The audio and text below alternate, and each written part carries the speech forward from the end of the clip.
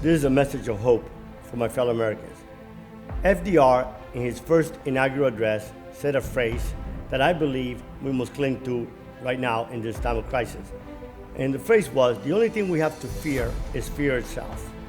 The only way this virus wins over our country is if good people do nothing but fear. We are the greatest nation on earth. We are one nation under God. And as I look back to September 1990, 3 months after deciding to follow Jesus, I was arrested. I went from being a multimillionaire to forfeiting millions of dollars to the government. I pled guilty to charges that I did not even know if I would die in prison. I didn't know if one day I'll be able to bury my parents, see my children go to college, see my children graduate. I had every reason to fear.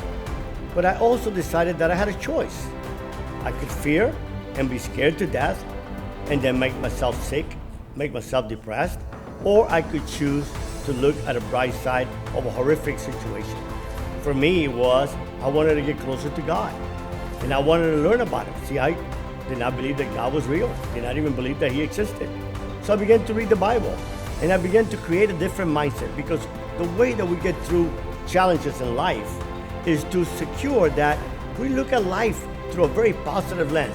It does not mean that there's going to be a lot of suffering. Yes. It doesn't mean that our lifestyles are not going to change for the rest of our life. Yes, they will. But if we focus on what we have lost, we will never be able to apprehend what we can gain. I believe that this virus, for me, myself, is a great gift.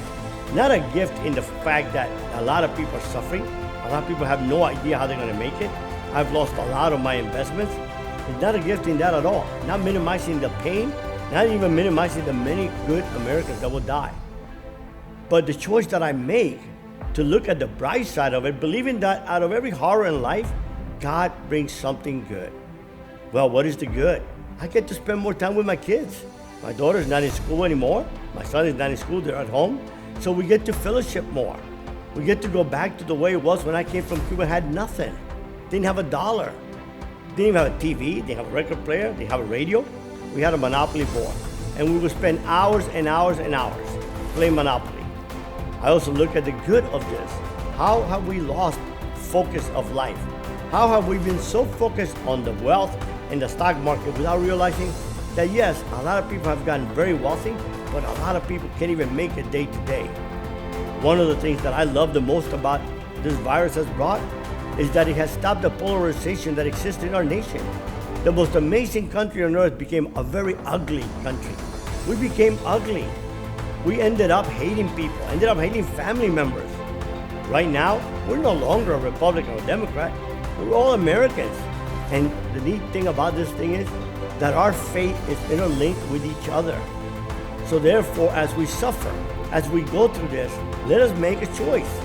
Let us make a choice to look at the bright of it, to believe that God will bring something great out of this, to believe that good things happen, that good people will rise up, that the goodness in America that had disappeared for so long will shine as a bright shining star once again.